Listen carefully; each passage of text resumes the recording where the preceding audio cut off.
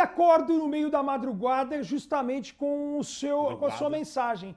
Olha, o pessoal está dormindo enquanto o Luka Doncic está sendo trocado. Aí eu não consegui mais dormir até praticamente a noite de domingo inteira. Uma loucura, né? Você, DPC, também estava dormindo também ou não? Cara, eu tava assistindo um filme de madrugada. E aí, o celular do meu Filme lado. adulto? Filme adulto? Não. Que filme que era que eu tava assistindo? Xvideos? Netflix? Não, eu tava com a Jéssica do meu lado. Jéssica. Ele tava vendo Valeriano. Márcio Imperato. Ele tava vendo Márcio Imperato. E Oliver o Sedutor. O melhor de Márcio Imperator com 1h30 de duração. Exatamente. Ele tava, tá bom, você tava vendo a Márcio Imperator e aí... E aí eu nem peguei o celular, cara. Eu simplesmente desliguei a TV e fui dormir. Acordo não, a Jéssica me acordou.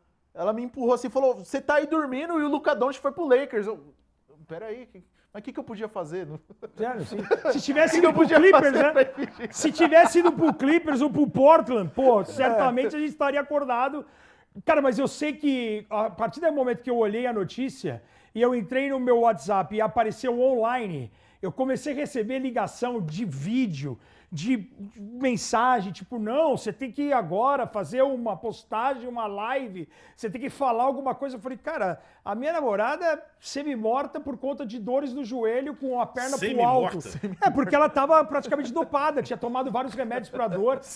E eu falei assim, cara, vocês querem que eu fique falando agora aqui com a minha namorada do lado, dormindo, deixa ela descansar. E eu acabei passando o domingo cuidando de Fernandinha, inclusive. Um beijo pra ela, que ela tenha melhoras. Mas aí, Rômulo, como que foi a tua... Você estava no jantar com o Fábio Malavasi? Ou já estava no hotel? O jantar com o Malavasi foi na sexta-noite. Ah, sim.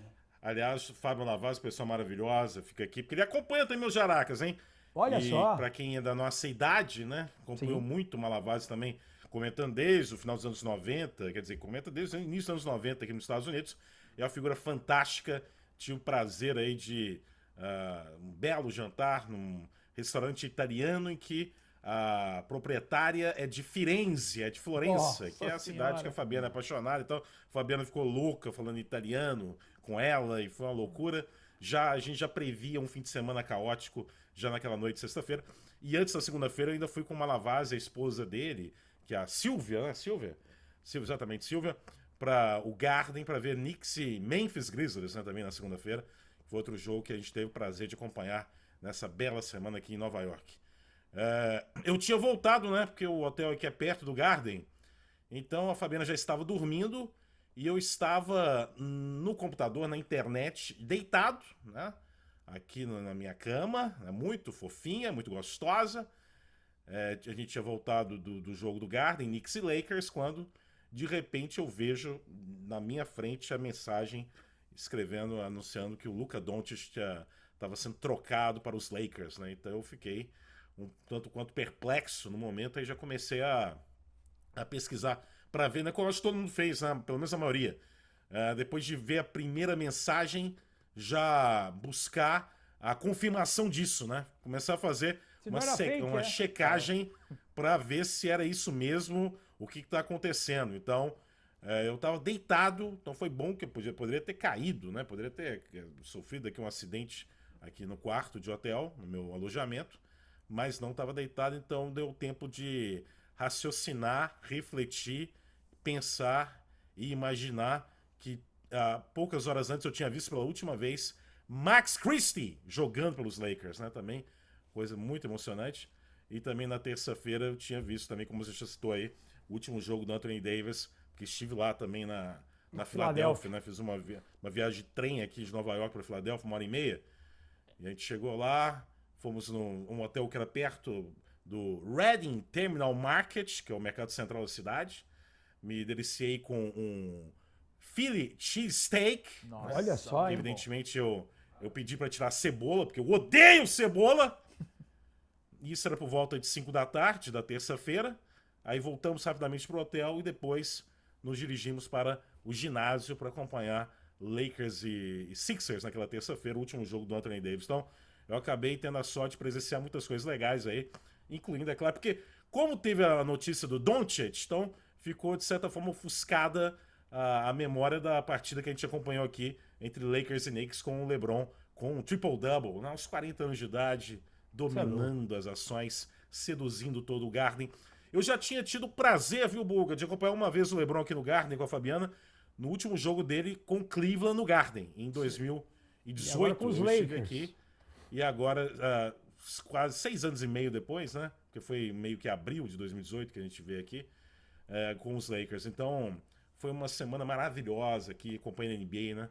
Desfrutei a NBA com muitos jogos e acompanhando os Knicks jogando muito bem, mas no final, como último capítulo da nossa aventura por aqui, acompanhar os Lakers ganhando com muita autoridade, com o LeBron dando um espetáculo aqui na meca do basquete. Então, eu tava deitado aqui na minha cama, aqui do hotel, quando vi essa notícia aí do Luka Doncic indo para os Lakers. Ok? E aí fica a questão para vocês, né? Porque, sinceramente, uma coisa que eu falo para vocês é o seguinte, aqui no Jaracas Podcast, a gente fica refém de ter opinião e comentário do que vem à tona. Só que eu fico com a impressão tão grande, em especial nesse caso da troca do Luka Doncic, de que muita coisa extremamente relevante não veio à tona. Sem dúvida. Que eu fico assim meio... Ok, eu sei que é um absurdo, em se tratando de Luka Doncic, ter apenas uma escolha de primeira rodada em 2029, né? E os outros jogadores poucos que foram envolvidos. É óbvio que é um absurdo gigantesco. Só que ao mesmo tempo, eu não acredito que o Nico Harrison seja simplesmente um lunático, uma anta completa, que sinceramente abriu mão, né, do Luka Doncic por coisas tão pequenas diante do que ele representa.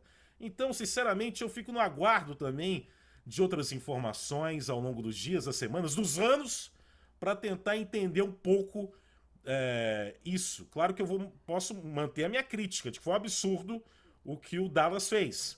Mas eu fico também com a impressão de que tem muita coisa que não foi completamente desvendada em meio a toda a situação, que a gente fica realmente refém do que é oferecido de informação e a partir disso todo mundo tem o direito de dar a sua opinião, o seu comentário.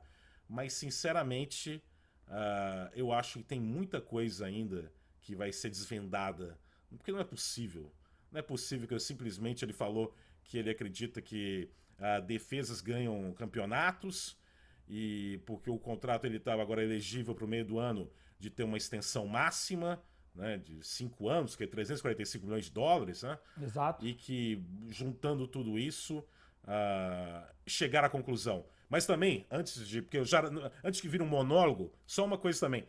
É um grande exemplo de como é fria a cultura americana de esportes, né? Impressionante. Porque diante do que a gente viu, o que aconteceu?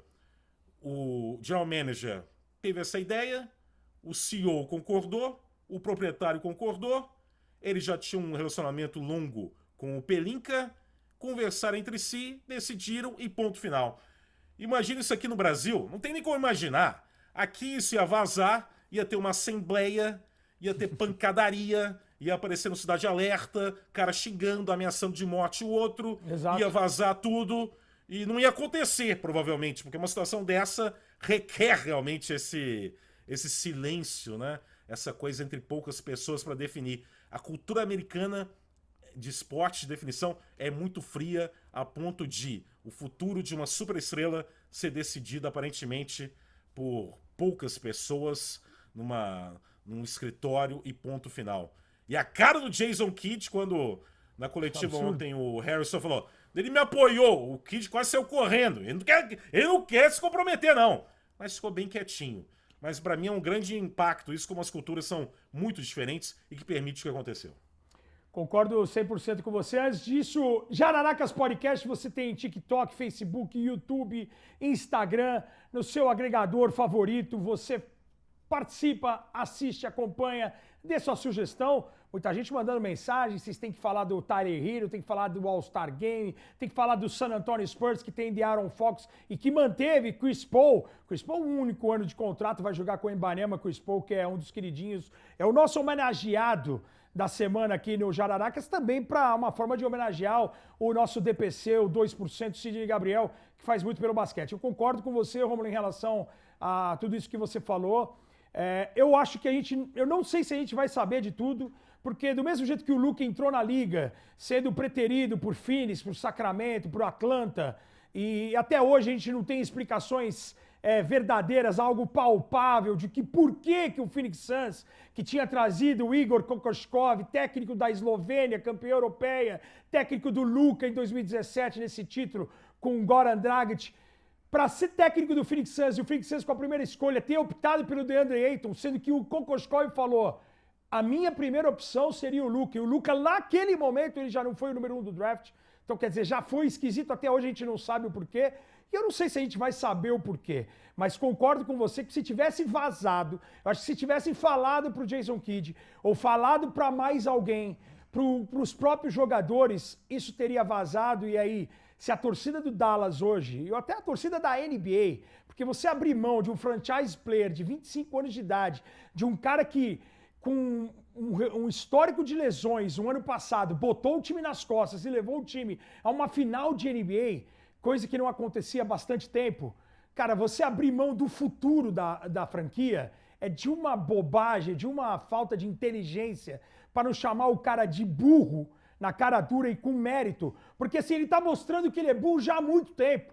Porque vem à tona também, a história também é resgatada, porque nesse momento, todos os caras vão lembrar do que aconteceu no passado ou no presente.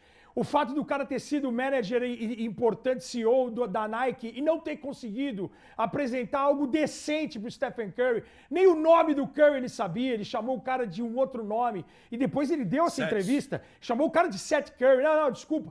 Apresentou algo pro Curry em que ele teve trabalho nenhum. Ele pegou algo que já estava pronto pro Kevin Durant anos atrás e foi lá e mostrou pro Curry, querendo que o Curry fosse um patrocinado pela Nike. E o Curry hoje é o tamanho que tem o Curry hoje, um dos maiores nomes da história, um cara que tem a Under Armour por trás, é um cara que tem uma linha de tênis, é um cara que faz muito por todos, não só pelo time, não é só dentro de quadra, é um cara que é um excelente marido, é um excelente filho, excelente pai, é um cara que faz pela comunidade, pelas crianças, pelas mulheres, por todos, e o cara hoje é um contrato vitalício com a Under Armour. O cara que foi incapaz de oferecer algo pro Stephen Curry, agora faz, para mim, na maior troca da história, porque eu não lembro de nada parecido de você abrir mão de um franchise player de 25 anos de idade pelo Anthony Davis, que tem excepcional qualidade, é um top 10 da liga esse ano. O recorte recente do Anthony Davis, do ano passado para esse, é o melhor possível. Eu entendo que pode ser o melhor encaixe, Anthony Davis na 4, jogando com um pivô, mas se você quer trazer cada um no seu quadrado, abra mão do Kyrie Irving. Eu não teria trazido um Kyrie Irving, mantivesse o Luka, buscasse o Anthony Davis, aí sim, você ia para um all-in, como está indo nesse momento o Dallas, e você está pensando no futuro da franquia. O tal do Nick Harrison, o que mais me assustou também em relação a isso, essa definição, foi o fato do cara ir a público e falar mal do Luka Doncic para tentar justificar algo, falando que o cara tá pesado, que o cara tá gordo, que o cara não tem comprometimento, que o cara é isso, que o cara é aquilo.